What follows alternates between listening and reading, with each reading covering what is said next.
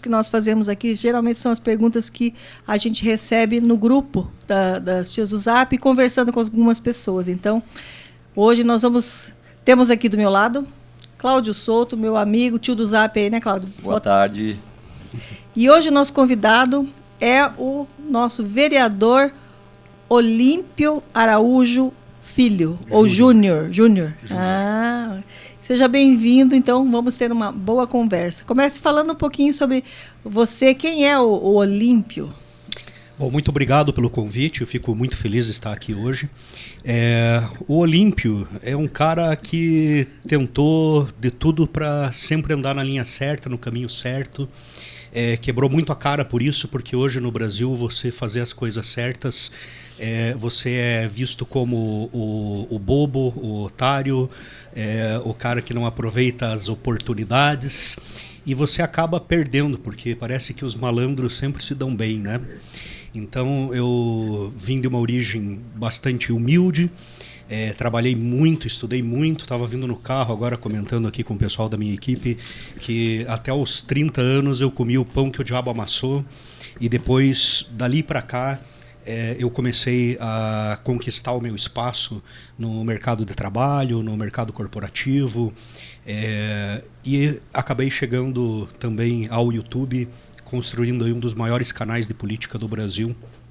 Então, as pessoas às vezes veem você como algo que apareceu do dia para a noite, que se transformou em vereador do dia para a noite, que fez sucesso no YouTube do dia para a noite, mas isso é a construção, às vezes, de décadas de trabalho, de bastante persistência, muitos erros, muitos fracassos, para que da noite para o dia, um dia você se torne aquela pessoa reconhecida.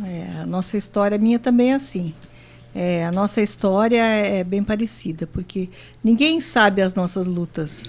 Né? O que a gente já fez na vida para a gente aprender o que a gente já aprendeu, viver o que a gente já viveu, e a experiência, a maturidade que a gente ganhou durante esse período.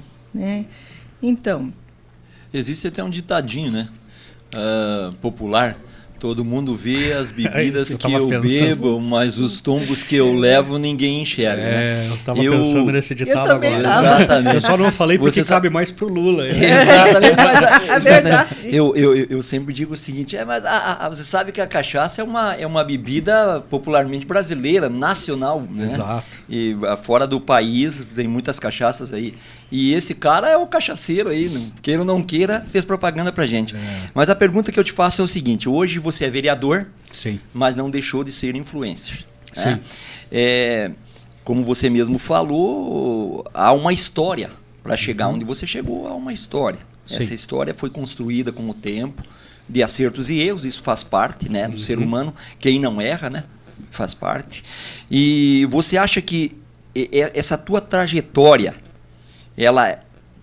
ela se baseia hoje nas mídias sociais? Elas têm base nelas, ou você acredita que isso foi apenas um impulso para o que você já vinha galgando? Não tem como você desassociar uma coisa da outra. Então, como eu falei, a nossa história vai formando o nosso caráter, a nossa imagem, e o que você é nas redes sociais depende muito da percepção das pessoas em relação à imagem que você construiu e aquilo que você passa, né, como comunicador. Tem uma frase também que diz que você pode enganar algumas pessoas por algum tempo, mas não pode enganar todos o tempo todo. Perfeito. E eu estou nas redes sociais já há 10 anos, como professor, como comunicador, e comecei no marketing político, na verdade, no canal de opinião política. Antes eu trabalhava com marketing, e em 2021 eu comecei o canal como um canal de documentários, e depois, com o tempo, ele foi se transformando num canal de análise política. Então eu comecei em 2021 já com uma experiência de quase 20 anos como professor, como palestrante, como um profissional da área de gestão, que tinha conhecimento em diversas áreas de conhecimento, né, na área de gestão, de planejamento, de gestão financeira. Então tudo isso se somou para que quando eu começasse um canal, eu já estivesse preparado para tratar sobre os assuntos que eu trato, e as pessoas me percebessem como alguém que entende aquilo que está falando, e não só mais alguém que está querendo aparecer na rede social. E aí vem a questão do sucesso na rede social, da viralização, do crescimento do canal, que depende muito justamente das pessoas gostarem daquilo que você está falando, de você e daquilo que você está falando. São duas coisas, né? A empatia em relação à pessoa e também a empatia em relação ao conteúdo que você está passando. Porque tem muita gente que é muito inteligente, que tem um conteúdo muito bom, mas não tem empatia para passar aquilo. Ou é muito arrogante, zero. Carisma zero. Ou é muito arrogante, ou muito prepotente, ou não sei, alguma coisa não bate. Ou falha na comunicação, da maneira... De alguma forma falha na comunicação. Isso acontece em todos os setores, não é só no YouTube ou nas redes sociais, mas é na vida, né? Às vezes você tem um professor, eu já tive professores na universidade que eram pessoas com uma grande formação acadêmica, com um conhecimento absurdo, mas como comunicadores eles eram muito ruins. Como ser humanos, talvez eles também fossem muito ruins. Então eles não tinham empatia dos alunos, nem pela comunicação que eles faziam e nem pela pessoa que eles eram. E aí você desperdiça um grande conhecimento de uma pessoa que não consegue transferir esse conhecimento porque não tem essa habilidade de comunicação ou de empatia. Sim. Então, por isso que eu digo que não tem como desassociar o que eu fiz na minha história, a história que eu tive desde criança, morando em um bairro pobre, depois eu cresci estudando com bastante dificuldade, as coisas que eu aprendi, os negócios que eu desenvolvi, os empregos que eu tive, tudo isso foi formando o cara que hoje é vereador e comunicador na internet. Isso, e as pessoas precisavam, acho que os seus eleitores são aqueles que realmente se identificaram com as pautas que você colocava em seu programa, né? Para lembrar as pessoas, o programa dele é o Mundo Polarizado, um excelente canal que eu sigo já. Sim. Então eu acho que essa quantidade, 7.732 votos você teve, né? Uhum. Foi por causa desse teu programa Mundo Polarizado e porque você acha que as pessoas se identificavam com vocês, por isso votou em você? Com certeza. E tem uma questão também muito interessante. Eu quis comprovar mais uma vez, eu às vezes estabeleço alguns desafios para mim mesmo e que são meio arriscados. Então, eu trabalhei só com uma pessoa na minha campanha, o Felipe, que atualmente é meu chefe de gabinete, e que trabalhava já comigo na área de marketing, e eu não fiz campanha de rua. Então, eu não saí para as ruas, eu não tive comitê, eu não distribuí panfleto, eu não pedi voto nem para os meus amigos da academia. Muita gente que convive comigo não sabia nem que eu era candidato. Uhum. Então, porque o Felipe ficava bastante estressado com isso, nervoso, porque ele estava tenso, que a gente precisava fazer aquela campanha tradicional e eu não queria fazer, porque eu queria comprovar que eu poderia aplicar as coisas que eu sei do marketing digital na minha campanha e conseguir o resultado sem precisar fazer uma campanha tradicional. Porque é muito desgastante uma campanha tradicional. Também tem isso. Mas o risco não era iminente, já que, historicamente, pelo que você falou, você tem uma história muito curta politicamente. No entanto, na área de marketing, na área de marketing digital, você tem uma história já de 10 anos. Né? Você não incorreu o risco de não fazer a campanha tradicional? Mas quanto maiores os riscos, melhores os resultados. É por isso que você ganha muito mais dinheiro no na investimento bolsa, de risco do que na caderneta de poupança. É um cara fora da curva. E aí o que acontecia era o seguinte, porque influenciador ganhando eleição já é uma coisa comum. Aqui mesmo na Câmara de Vereadores nós tivemos vários. Às vezes até te desvaloriza, se as pessoas começam a falar, não, ele ganhou porque ele é famosinho. Eu já vi muita gente falando de outras pessoas. Até o Tirica, famoso, ganhou por quê? Porque é famoso. Isso é bastante comum. Né? Mas essas pessoas todas fazem campanha de rua. Então, todos os influenciadores que estão na Câmara de Vereadores hoje, inclusive alguns que tiveram mais votos do que eu, tiveram uma campanha ostensiva na rua, gastaram muito dinheiro, tiveram um trabalho de apoio de pessoas famosas. Eu não tive apoio de absolutamente ninguém. Eu não fiz um vídeo com um político famoso, eu não tirei foto com um político, isso eu não usei o importante. nome de outros políticos. Nossa, isso é maravilhoso. Porque eu queria construir o meu nome na política, independente de partido e independente de outros nomes na política. Então eu tinha a possibilidade de recorrer a pessoas que eu conheço na política para me apoiarem, mas eu não quis fazer isso porque eu queria fazer um estudo mesmo. Eu, como professor de marketing, como consultor, como profissional da área há 25 anos, eu queria entender qual é o resultado de alguém que faz apenas uma campanha na web. E eu fiz apenas 6 vídeos. Então eu ganhei as eleições, fui eleito com 6 vídeos que eu publiquei no Instagram e no meu canal do YouTube. E com uma característica, mais um ponto ainda, um pesar, né? No dia 16 de agosto, quando começava a campanha, as redes sociais simplesmente bloquearam o alcance de todos os canais.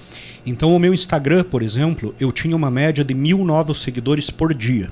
1.000 por dia. Tá? Tinha dia que dava 6.000 no dia, mas a média 1.000 por dia. Do dia 16 de agosto até o final do segundo turno das eleições, eu não tive mais nenhum seguidor a mais. Nenhum, 0.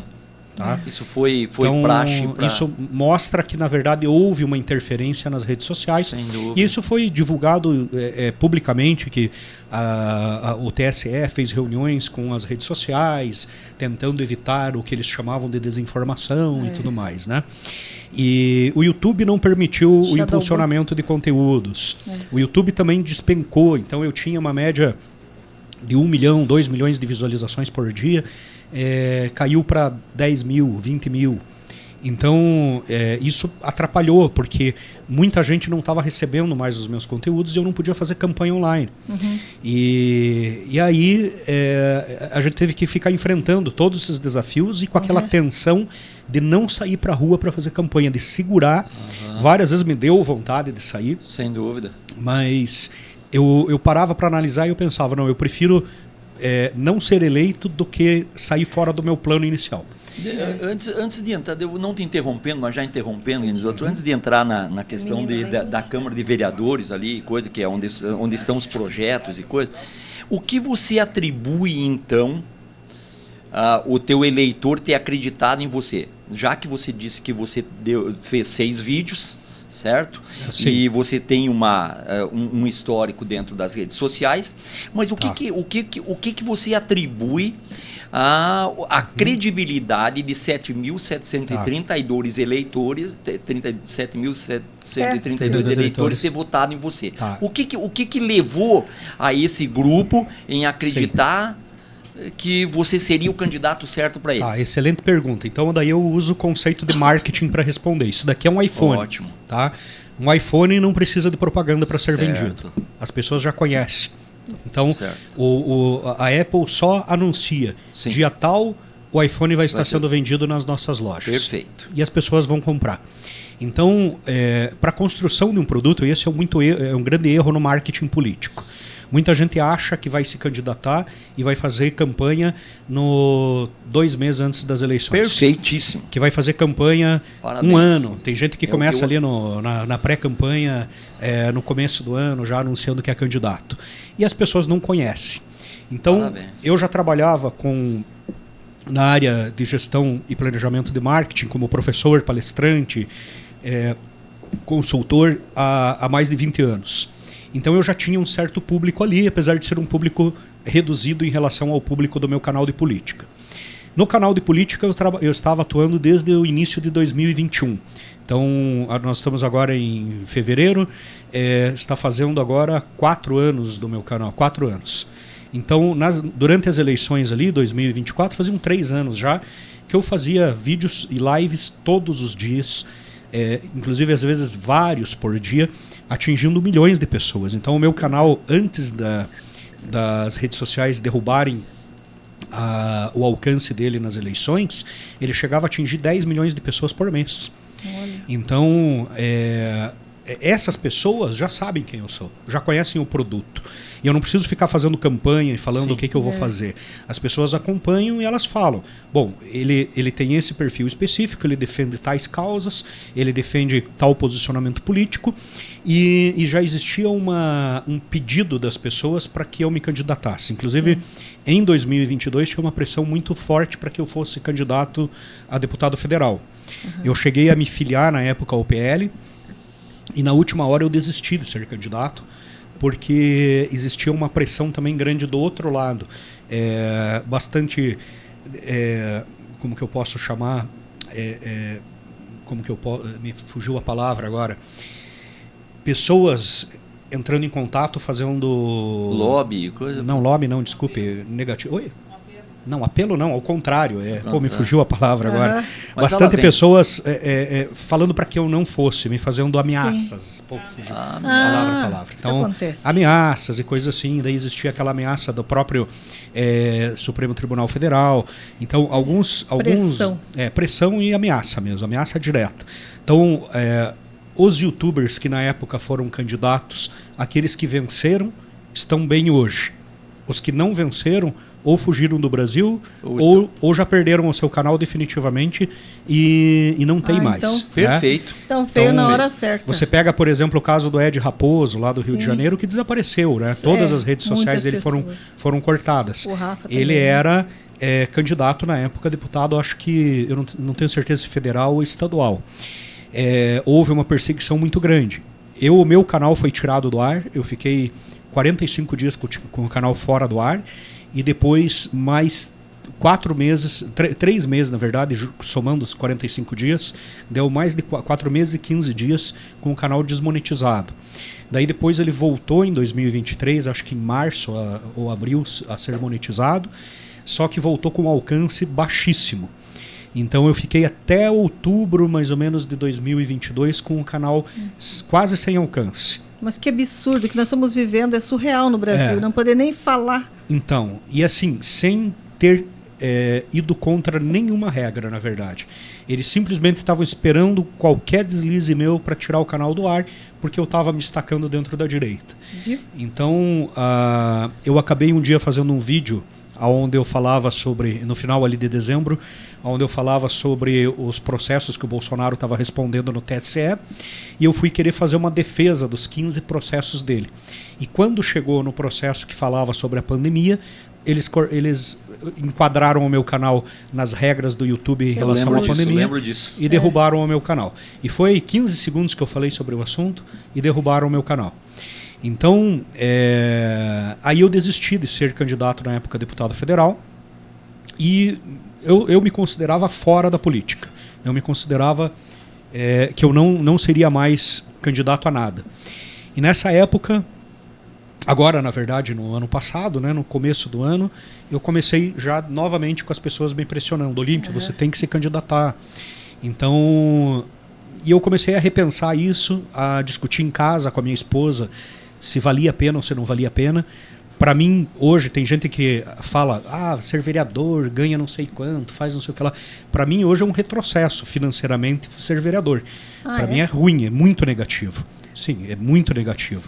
Porque eu ganhava muito mais do que eu ganho como vereador, e agora eu não estou conseguindo exercer meu trabalho mais. Se fosse uma missão? Então, exatamente. Por isso que eu tive que tomar uma decisão. Foi um apelo popular. Do meu público. Do teu público. E o meu público continua me fazendo pressão agora, por exemplo, para que eu saia deputado federal em 2026. Avalie. Mas a minha função, o meu objetivo, a princípio, é a vereança. Eu estou trabalhando nesse foco e não estou pensando em 2026. Isso daí eu acho que não é nem o momento desse tipo de situação. Mas é que a pressão existe. Sem dúvida. Todos os vídeos que eu publico, se você for ver os comentários, tem pessoas lá, justamente por causa dessa minha atuação nas redes sociais em relação à política federal.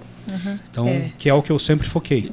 E a campanha de vereador, ela é bem mais difícil e complicada do que é a campanha para um deputado estadual federal.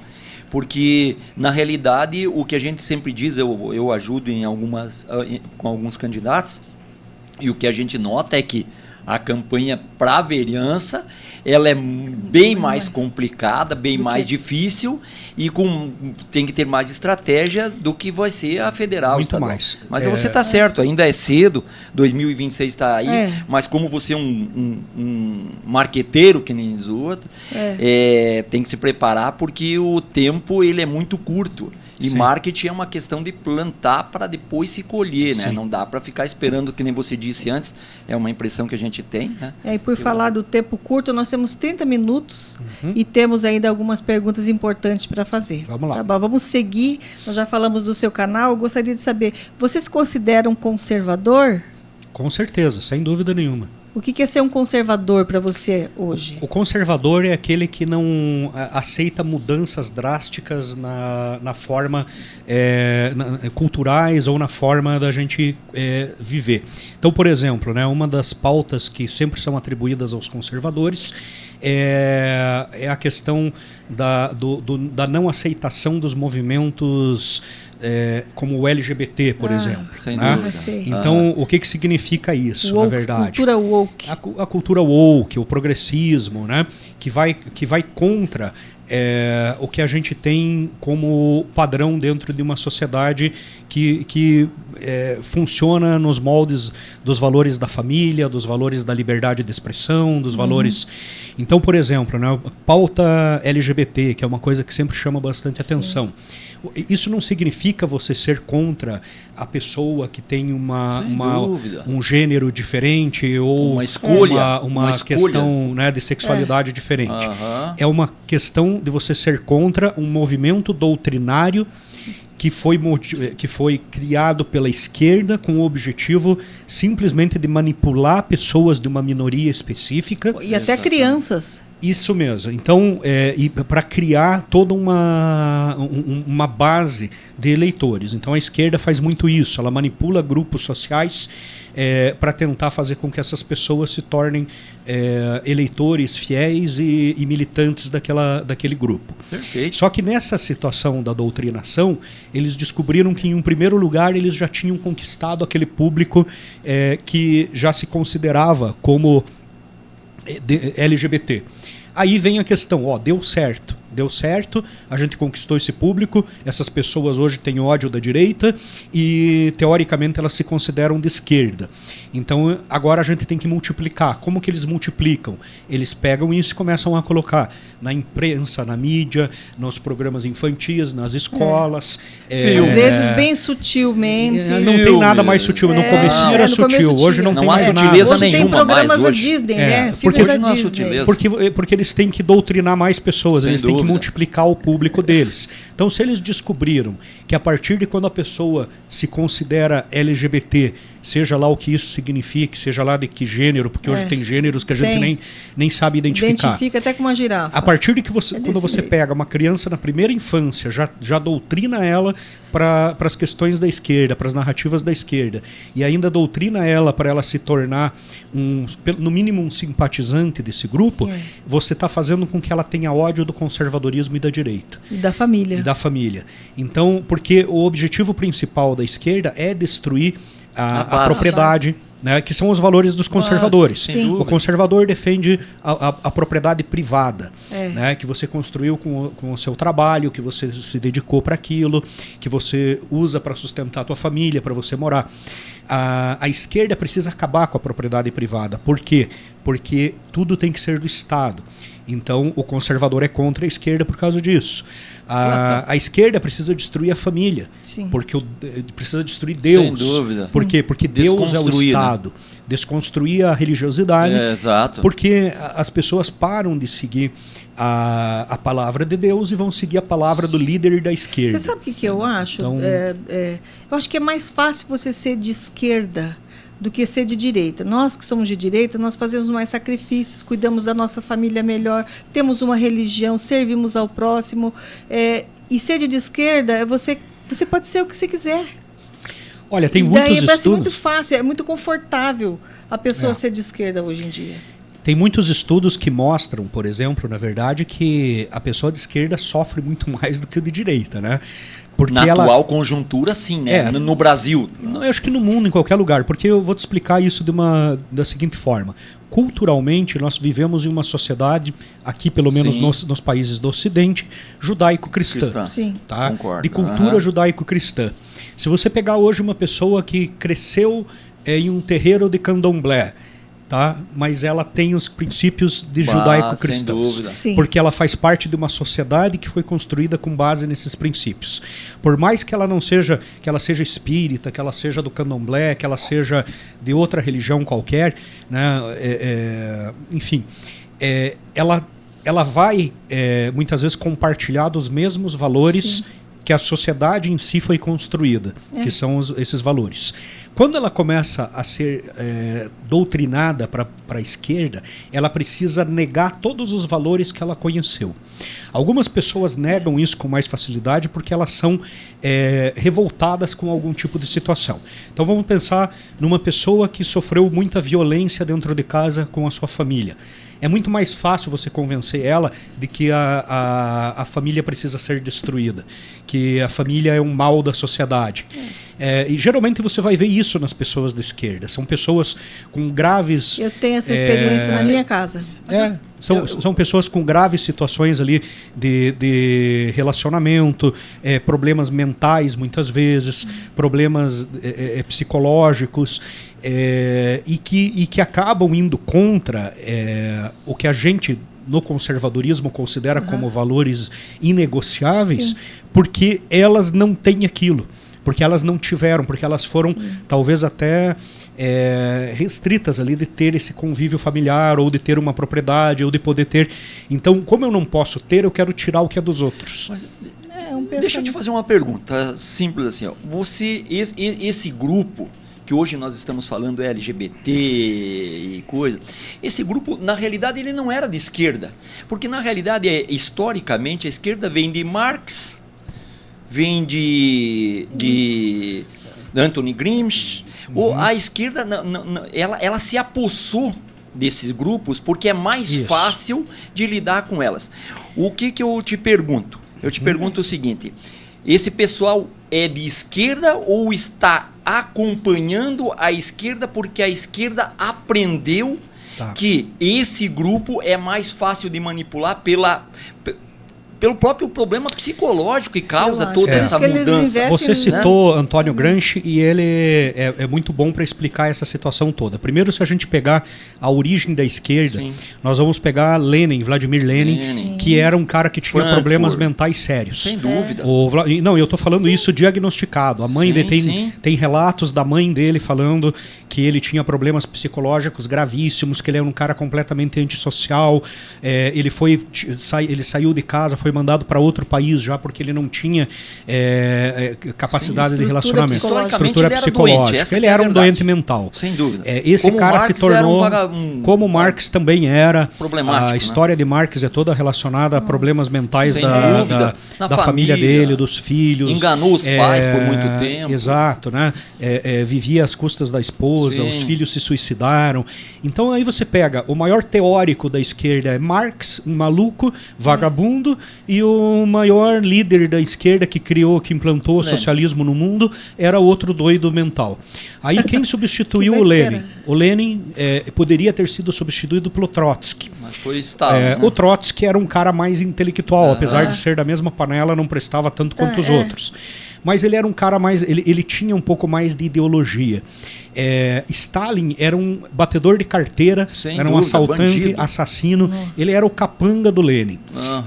Ele tinha uma gangue antes de entrar no poder e acabou sendo colocado meio como braço direito do Lenin.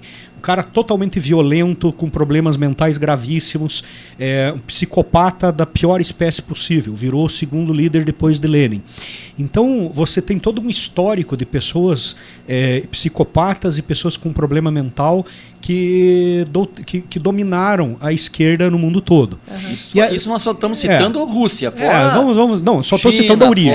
Estou citando a origem. Coreia, porque não tem como o cara ser um ditador comunista em lugar nenhum do mundo se ele não for um tirano indiano psicopata. Não tem como. Sem dúvida nenhuma. Mao Tse-tung matou mais de 100 milhões de chineses. Sem dúvida. Então, é uma coisa absurda. E... Desculpa, pode falar. Uma coisa que eu fico interessada, eu vejo que você é muito preocupado com a educação, né? Falando nesse assunto aí. E a gente percebe que dentro das escolas, essa história que nós conhecemos, que estão nos livros, não são ensinadas dessa maneira em escolas e universidades, né? Porque realmente isso ia ser ruim para eles, né?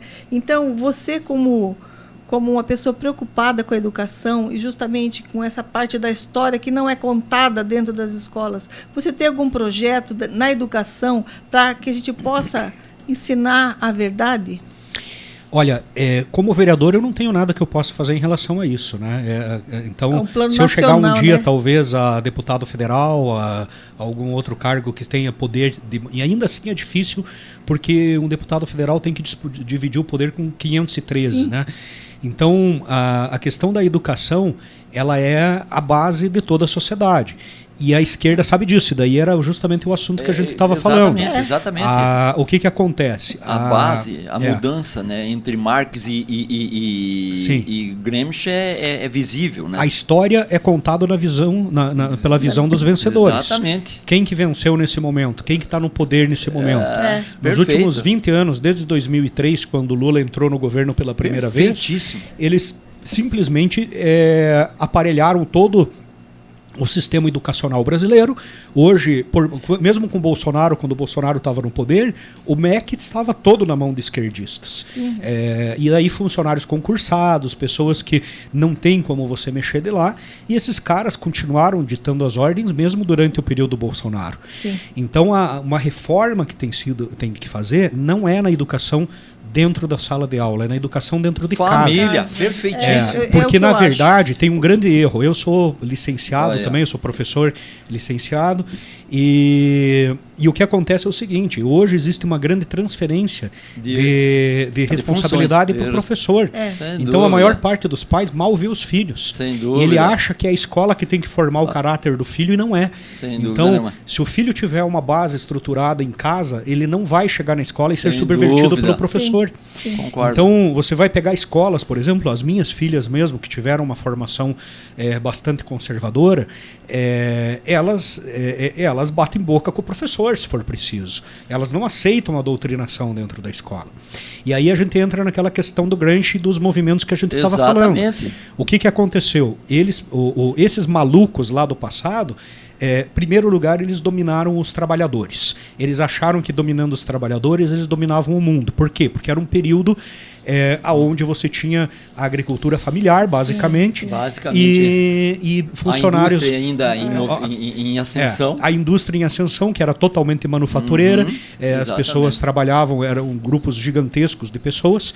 Então, a maior base da sociedade eram trabalhadores da indústria e trabalhadores rurais. O que esses caras fizeram? Vamos fazer o Partido dos Trabalhadores. Sem dúvida. Então, eles conseguiram uma maioria. Bom, veio as revoluções, a Revolução Industrial, Tecnológica, Era da Informação, a gente começou a ver o poder mudando de mão. As empresas começaram, de tanta pressão de sindicatos, da esquerda e de tudo mais, começaram a colocar, vamos pôr creche na escola, vamos pagar 13º, vamos dar férias, vamos fazer isso, vamos fazer aquilo, E no final das contas, a esquerda avançou muito realmente e conquistou muitas coisas. A esquerda do passado, não essa atual. Conquistou muitos benefícios ali para os trabalhadores, e as empresas, o capitalismo chegou a um ponto que ele concluiu que aquilo era bom. Falou, se o cara descansar 2 dias na semana, ele volta melhor no outro dia. Se ele tiver um período de férias, ele volta melhor. E ele vai consumir produtos, vai movimentar a economia. Então, chegou um momento que o capitalismo falou, nós vamos assumir a pauta dos trabalhadores e a pauta social. Foram fundados sindicatos trabalhistas. Isso Getúlio Vargas. Sindicatos trabalhistas, de patronais e tudo mais, associações comerciais, federações e tudo mais. E eles tomaram o poder do trabalhador. Hoje, quem domina a pauta do trabalhador, do empreendedorismo e das empresas é a direita. Quem defende o trabalhador hoje é a direita.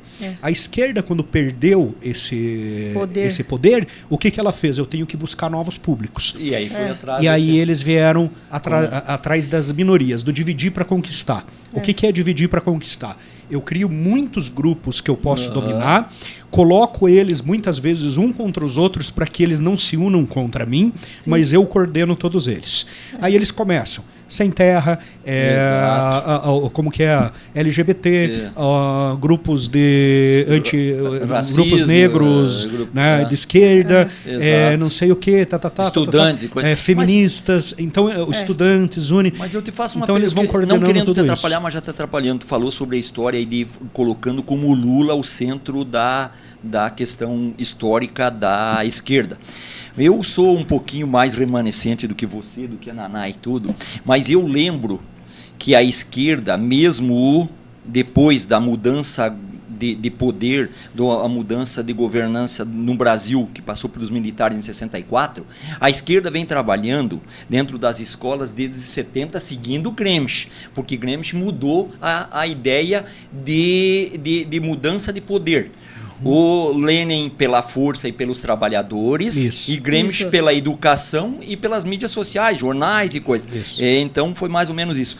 O que você acredita que, veja, nós vivemos hoje num mundo onde a esquerda não domina o mundo, mas ela entendeu e seguiu um caminho que, como os pais, a família, ela transferiu a educação dos filhos para a escola, e indiferente que a obrigação dos professores é cultura e conhecimento, o que ela fez? Ela entendeu isso e começou a trabalhar quem? Assumiu os professores. A responsabilidade. Você não dos acredita pais.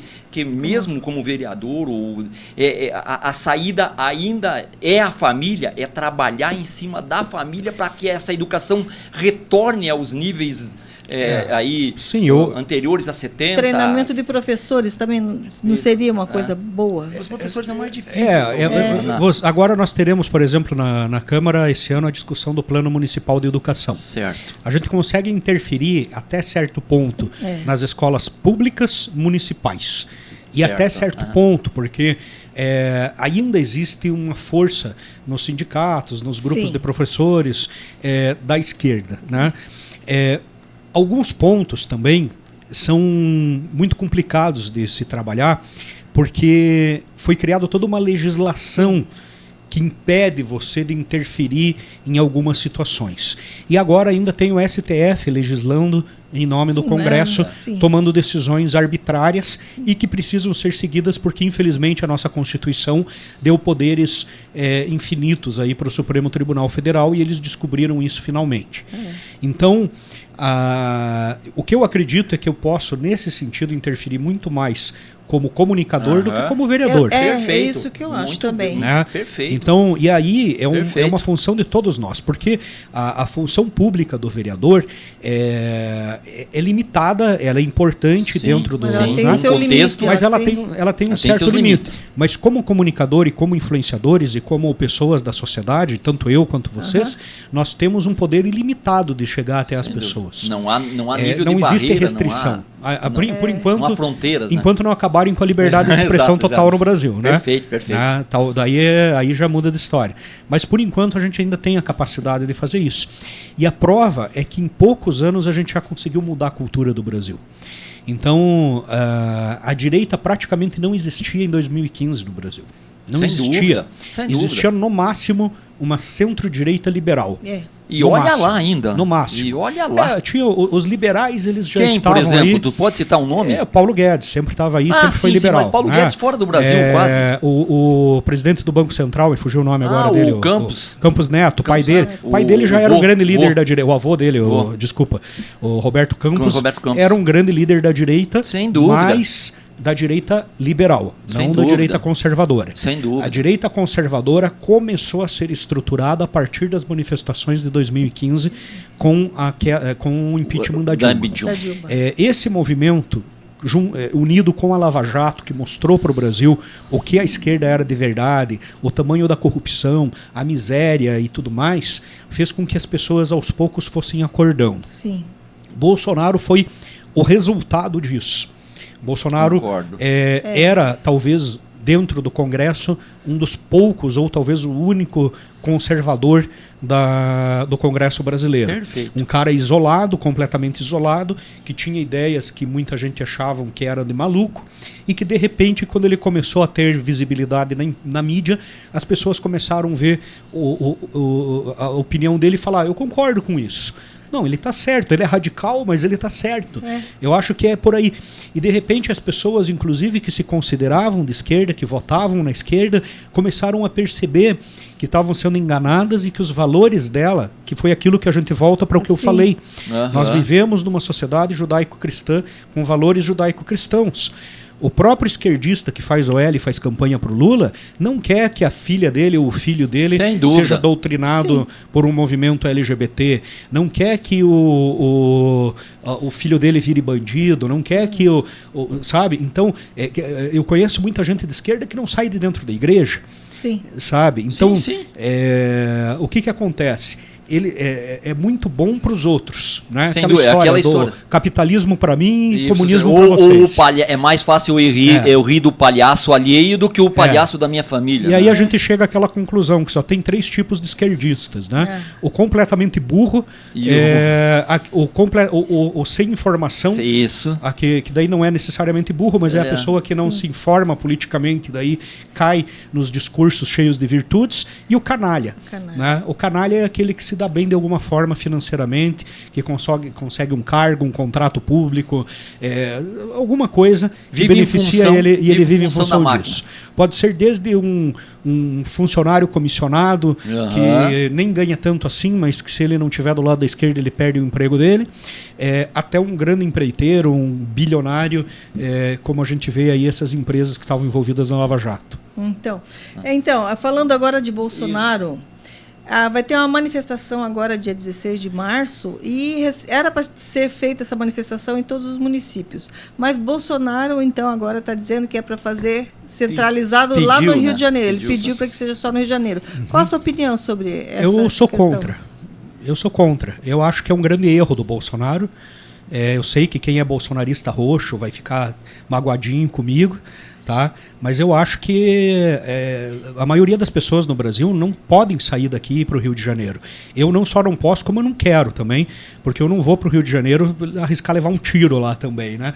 É um lugar hoje que está extremamente, uma faixa de Gaza aquilo. Então, imagina, a maior parte da população não tem dinheiro para comprar uma passagem para o Rio de Janeiro, pagar um hotel e ficar lá.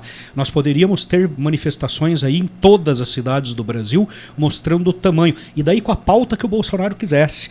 É o 8 de janeiro, beleza, é o 8 de janeiro, é a luta pela liberdade de expressão, beleza, é o Fora Lula também. A questão não é a pauta, a questão eu entendo que ele quer concentrar um grande número de pessoas lá. Eu compreendo essa preocupação dele de mostrar um retrato disso para o mundo, mas ele poderia ter essa grande manifestação no Rio de Janeiro de qualquer forma, porque a presença dele leva milhões de pessoas. Agora, as pessoas que não estão lá vão ter que ficar assistindo pela TV. Então, hoje, se a gente tivesse essa manifestação acontecendo no Brasil inteiro, até em cidades pequenas, eu acho que se uma cidade tem 3 mil habitantes e saírem 50 para a rua, tem validade, é importante isso. Então, eu não sou eu sempre fiz campanha para o Bolsonaro, 2018, 2022, apoio ele, sou um defensor do Bolsonaro, mas eu não sou obrigado a concordar com tudo que ele fala. Sem dúvida. Não sou obrigado a concordar com tudo. Eu acho que faz parte do processo democrático, inclusive, a gente ter opiniões diversas e poder discutir isso. Mas deixa eu te fazer uma pergunta. Agora falando a nível de 16 de março e tal, a gente sabe que a maioria, que o mundo enxerga as grandes manifestações.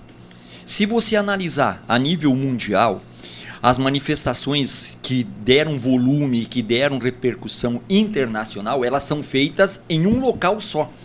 Tipo, quando foi derrubado o ditador do Egito, quando se faz uma manifestação na França, em Paris, quando se faz uma manifestação, que você até não se faz tanto, na Inglaterra, se aglomera o povo quase todo num local só, para que isso gere volume.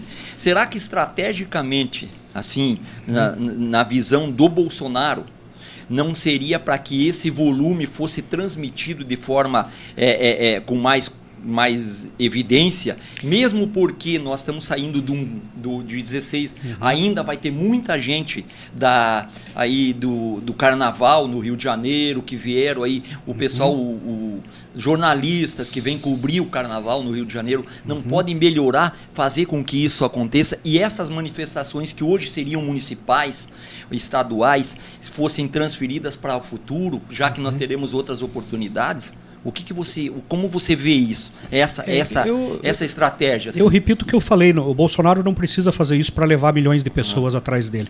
Então ele consegue, a presença dele e a presença dos grandes nomes hoje da direita junto com ele já leva milhões de pessoas para lá. Concordo com você. Se você pegar só a população do Rio de Janeiro e das cidades da região metropolitana do Rio de Janeiro, já é suficiente para ter 1 milhão, 2 milhões de pessoas, não precisa ter gente do Brasil todo lá. Então, na verdade, a gente também não pode comparar o Brasil com a França, que deve ser do tamanho de algum estado brasileiro. Sem dúvida. Né? Ou com o Egito, que é um país que só tem beduínos lá, e não sei nem se são beduínos. Não são beduínos, falei bobagem agora, né? Não falou bobagem, mas enfim, não são beduínos. São povos que moram no deserto, em tribos e cidades pequenas, afastadas, com dificuldade de locomoção e tudo mais. E aí você tem uma grande capital, Cairo, que tem milhões de pessoas ali aglomeradas ali. E você consegue daí fazer isso. E comparar com o Brasil, que tem 220 milhões de pessoas, 27 estados, uma proporção continental, aonde para o cara sair do Acre, de Rio Branco, para ir para o Rio de Janeiro, às vezes o que ele ganha no ano não dá para pagar a viagem. O custo, sem dúvida nenhuma. Então eu entendo a posição dele, mas eu não sou obrigado a concordar. Sem dúvida. Então, tem 2 perguntas que eu quero fazer antes da gente finalizar. Você viu que nas últimas eleições para prefeito aí, estava aí o Eduardo Pimentel e a Cristina Grêmio, né, aí no segundo turno. E Bolsonaro fez alguns acenos para Cristina Grêmio, sendo que o Paulo Martins do PL era então o vice do nosso prefeito. Qual a sua opinião sobre esse comportamento do Bolsonaro em relação a Cristina Grêmio? Eu achei um grande erro do Bolsonaro, uma traição dele com o Paulo Martins, que sempre foi um grande apoiador, que é o maior nome da direita do Paraná. O Paulo Martins está militando pela direita antes do Bolsonaro ser conhecido por defender a direita. O Bolsonaro era um político conservador, sim, com certeza, que defendia as mesmas pautas que ele defende hoje, mas o cara que estava lutando contra o PT, que perdeu o emprego aqui na TV e tudo mais, que passou o maior perrengue de todos, foi o Paulo Martins. E o Paulo Martins foi o segundo candidato mais votado para o Senado. Não venceu por causa de uma picaretagem da imprensa de Curitiba, que excluiu ele das pesquisas, excluiu ele da visibilidade e ficou mostrando só Sérgio Moro e Álvaro Dias para tentar polarizar nos dois o voto útil. Ganhasse um, ganhasse o outro, tanto faz, e ainda assim ele quase chegou lá. Então eu não tenho nada contra a Cristina Grêmio, eu gosto muito dela. Eu acho que ela foi uma surpresa muito positiva e que ela tem uma carreira brilhante na política, mas o Bolsonaro traiu o cara que estava no partido dele. Traiu o partido. O Bolsonaro não pisou aqui em Curitiba. O Bolsonaro não veio apoiar os vereadores aqui em Curitiba. O PL não mandou dinheiro para o Paulo Martins para fazer campanha. Então, eu acho ruim isso, bem negativo. Sinceramente, assim, é uma coisa que, de novo, vou ficar mal, talvez até com o próprio partido. A verdade tem que ser dita, me desculpem. A verdade tem que ser dita. Tá? Eu sou do lado do Paulo Martins, fiz campanha para ele para o Senado de graça, trabalhei para ele porque eu acredito nele. E fiquei muito feliz hoje, inclusive porque a gente está vendo um resultado extremamente positivo hoje com o Eduardo Pimentel e com o Paulo Martins. Eu também estou gostando da prefeitura. Eu vou seguir o raciocínio na pergunta Eu acredito o seguinte, eu sou bolsonarista e nunca nego e nunca neguei para ninguém, acompanho o Bolsonaro desde 2013, mas com uma ressalva. Todo mundo tem o direito democraticamente de gostar ou não das ações de cada um. Assim como eu posso não gostar das tuas ações, assim como você pode gostar, não gostar das minhas ações. Também concordo com você que para 2000 nós tivemos um problema. Eu fiz campanha, o Paulo Luizinho, que é assessor do Paulo Martins, gosto muito do Paulo Martins, foi o primeiro cara a vencer os sindicatos, né? Exatamente. Na Câmara Federal, lá, com a queda do imposto sindical. Isso. Então, eu concordo plenamente com você. Fiz campanha de rua, e eles podem dizer a verdade ou não, confirmar lá, para o Paulo Martins para senador. Acho que ele foi realmente, a mídia detonou ele, trouxe o voto útil, certo? Mas acredito também que houve um pouquinho de erro de campanha, tá? Desculpe a franqueza, porque se achava que o Bolsonaro ia ganhar as eleições para ele, e não é assim que acontece. Se você não é conhecido, você é um exemplo disso. Mesmo não saindo da rua, você era conhecido nas mídias sociais. Mas eu concordo com você nesse sentido. Acho que o Bolsonaro pecou no que diz respeito ao Paulo Martins, e vou discordar na questão da Cristina Grêmio. Acho que a Cristina Grêmio, politicamente, ela não pensa em ninguém mais a não ser no umbigo dela. Por que eu estou falando isso? E ela pode falar isso, e é o que eu tenho para te dizer. Ela nunca pensou em ser prefeita. Né? A ideia dela, quem trouxe a Cristina Grêmio para a direita e fez esse número de votos da direita, foi essa pessoa que está aqui do meu lado. Certo? Mas concordo com você, o Paulo Martins sofreu, nós sofremos muito nas redes sociais, você pode conversar com o Paulo e com o Luiza lá, o Luizinho, assessor dele lá, sofremos muito nas redes sociais, por quê? Por causa de uma infeliz mensagem do Jair Messias Bolsonaro. Eu mesmo sendo bolsonarista não concordei com isso. Tá? E concordo com você. Acho que houve o erro dele, concordo plenamente, sofremos muito e parabenizo aí o trabalho de vocês aí que fizeram realmente. Vou confirmar o que você fala. Confirmo o que você falou, o PL nos abandonou, certo? E eu sou PL, mas abandonou tanto os vereadores. Eu fiz campanha em Pinhais, fomos abandonados, e Curitiba também. Vocês fizeram campanha no que nem os outros, no peito e na raça. E a outra pergunta é sobre aquela denúncia que o Gustavo Gayer fez em relação aos parlamentares do PSD que sempre votavam favorável ao STF.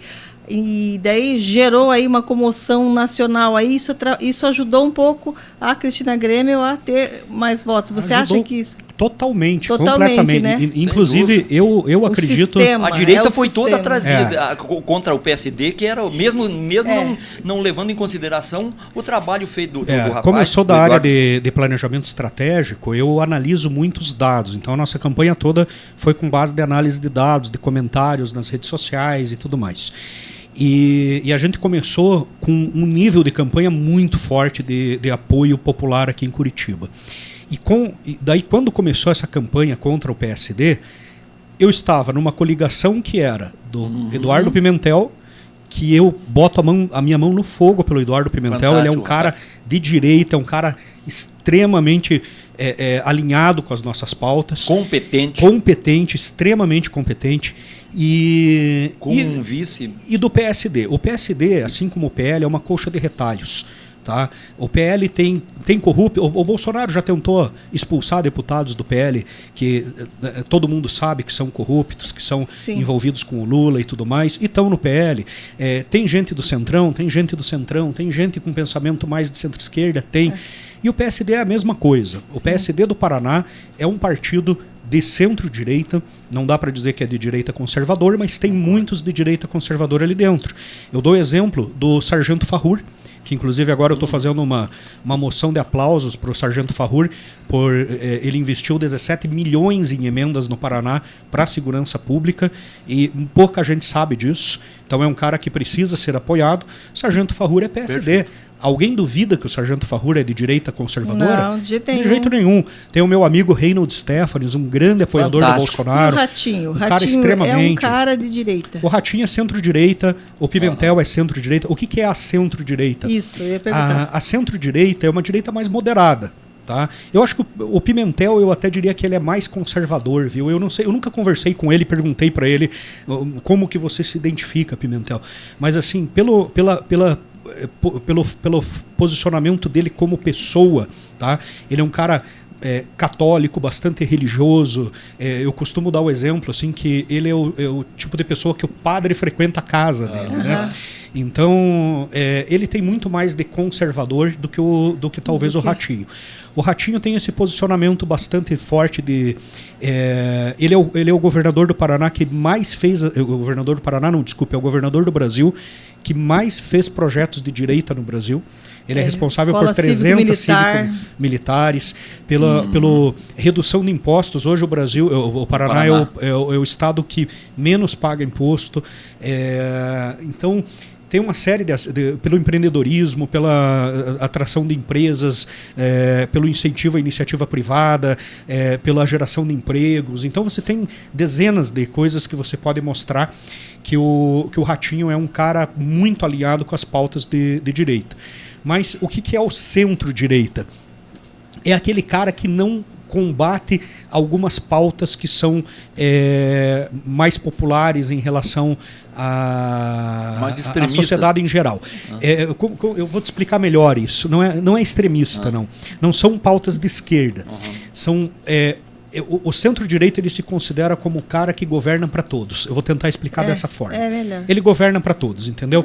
Então a pauta dele é: eu sou conservador, eu sou de direita, eu incentivo, mas eu estou fazendo coisas que são para a sociedade como um todo. Não me interessa se o cara que está sendo beneficiado é de esquerda, se votou no Lula, se fez o L, se não fez o L.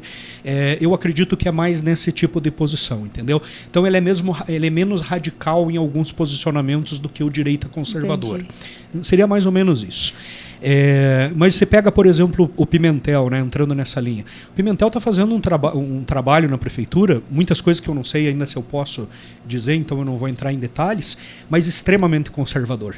Que maravilha. Extremamente conservador. As pessoas, quando começarem a descobrir o que o Pimentel está fazendo e ver os resultados de tudo que ele está fazendo, tem muita gente que vai morder a língua. Com certeza. Se Deus quiser, isso vai acontecer. Eu acho que... Eu acho. A minha opinião é que ele começou bem. Eu estou bem... bem animada com o que eu estou vendo, sabe? E a gente está no mesmo barco, a gente tem que apoiar o nosso prefeito. Nós estamos a alguns minutinhos de terminar. Eu fiquei curiosa. A gente não teve tempo de perguntar sobre música limpa. Sobre música limpa. Eu só quero que você me explique o que é música limpa para a gente encerrar o programa. Perfeito. Essa é uma pauta, inclusive, que eu poderia te dizer que ela é muito com cara de centro-direita, tá? Por quê? Por mais conservadora que ela seja. Porque o objetivo dessa pauta é respeitar os valores da família, é respeitar a proteção das crianças nas escolas, porque a criança ela tem um período de desenvolvimento onde ela forma o caráter dela e onde ela forma a identidade dela. Geralmente, do 0 aos 7 anos, eu fiz um ano de mestrado em educação, então eu estudei algumas coisinhas assim, do 0 aos 7 anos... eles estão formando o seu caráter e ele é uma página em branco, ele é um disco rígido virgem ali, que qualquer coisa que você gravar ali vai formar. Então, se você fizer um estudo, eu já assisti muitos documentários sobre isso, sobre psicopatas, por exemplo. A maior parte dos psicopatas tiveram casos de violência grave durante o período de formação do 0 aos 7 anos. E ali criou toda aquela... construiu essa mente doentia deles, de não conseguir mais entender a diferença entre o bem e o mal e tudo mais. Então, uma pessoa que desde a sua primeira formação começa a ter acesso à pornografia, à violência, à apologia ao crime, à apologia ao uso de drogas, ao uso de álcool e tudo mais, ela vai ter uma tendência a normalizar isso com o crescimento. Ela vai chegar na adolescência, que é o período mais grave aí do desenvolvimento do ser humano, onde a gente começa as maiores bobagens, né? Sem uma estrutura familiar e sem uma formação de valores correta, porque ela foi formada pelas músicas que ela ouviu, pelos programas que ela assistiu, e por professores péssimos que a gente tem em alguns casos, e eu acho que a gente tem que limitar essa questão dos professores também, que tem muito professor bom. Sem dúvida. Mas se tiver um ruim, já ferrou estraga tudo. Se tiver um ruim, já ferrou. E aí, a gente fez essa lei com o objetivo de proibir em Curitiba a execução de músicas em escolas municipais ou em eventos que sejam voltados a crianças que sejam financiados pela prefeitura. Ótimo. Então, em primeiro Perfeito. lugar, não envolve iniciativa privada. Eu não estou me interferindo na educação que os pais vão dar para a criança. Uhum. Se o pai, infelizmente, é um irresponsável que vai colocar a criança para ouvir Oruan ou Anitta, aí é uma questão problema dele. Deles. Tá? Eu não tenho como interferir nisso como vereador. Mas eu posso impedir que a prefeitura financie isso, e eu posso proibir que os professores usem esse tipo de coisa dentro da sala de aula. Parabéns, tá? parabéns. Então, a ideia... E por que música limpa? Então, a gente já viu alguns casos aí no Brasil de lei anti-funk, lei anti-não sei o quê, lei anti-Oruan. Na verdade, isso é uma lei que abrange qualquer gênero musical. E por isso que eu falei que ela é mais de centro-direita, entendeu?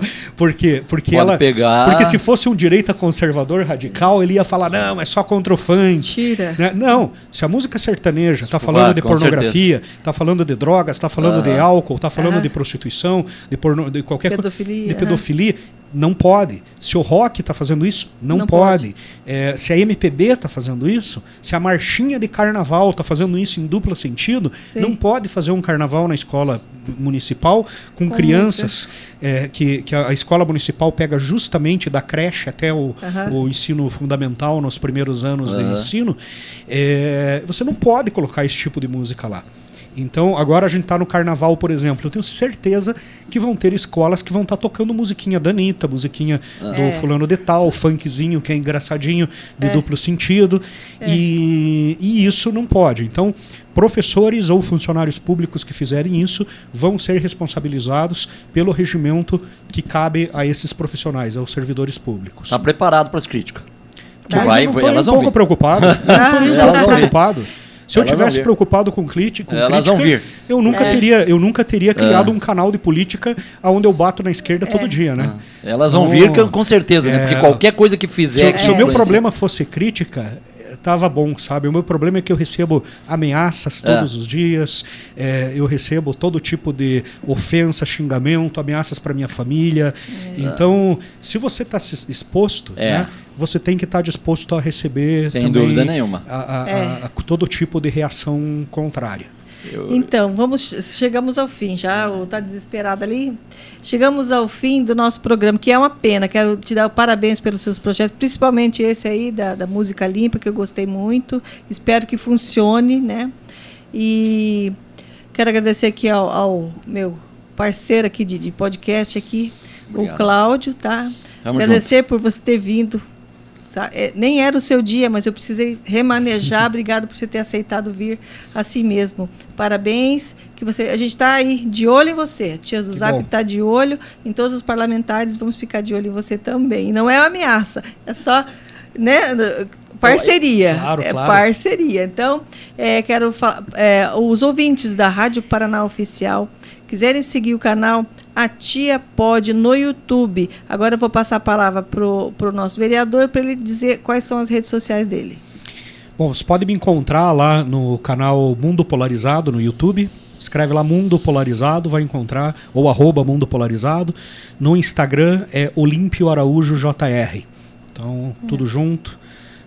Vou digitar lá Olímpio Araújo, já vou aparecer eu lá. Vai aparecer o Olímpio. E tem o meu canal também, Olímpio Vereador, né? Que é o canal onde eu publico as ações que nós estamos fazendo na Câmara. Ótimo. Eu quis separar as duas coisas para não misturar o meu trabalho como comunicador com o meu trabalho como político. Geralmente as pessoas usam o mesmo canal, mas eu acho que algumas coisas a gente tem que fazer separadas, né? Exatamente. Parabéns. E também podem seguir no Instagram, @Tias e Tios do Zap. Lá você vai encontrar toda essa entrevista lá, os links que vocês precisam seguir. Então, obrigada por tudo. Até mais, pessoal. Tchau.